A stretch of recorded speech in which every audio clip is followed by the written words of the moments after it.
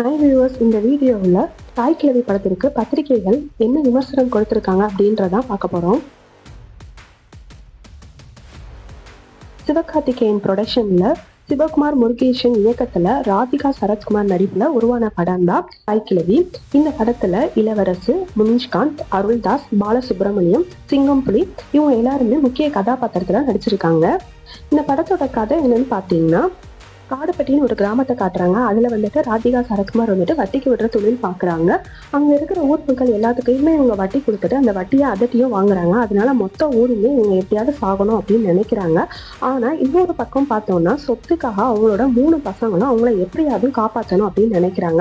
அவங்க உயிர் பொழைச்சாங்களா இல்லையா அப்படின்றதான் இந்த படத்தோட மீதி கதை. கொஞ்சம் கூட போர் அடிக்காம full and full fun and காமெடியாகவே இந்த படத்தை கொண்டு போயிருக்காங்க.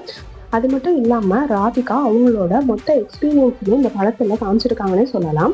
இந்த படத்தை வந்துட்டு ஃபேமிலியோட போய் பார்க்கறதுக்கான ஒரு ஃபன் அண்ட் என்டர்டைன்மெண்ட்டான படம்.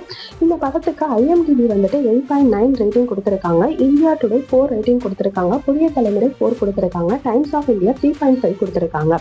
நீங்கள் இந்த படத்தை பார்த்துருந்தீங்கன்னா இந்த படத்துக்கு நீங்கள் எவ்வளோ ரேட்டிங் கொடுப்பீங்கன்றத கமெண்ட்ல சொல்லுங்கள். தேங்க்ஸ் ஃபார் வாட்சிங்.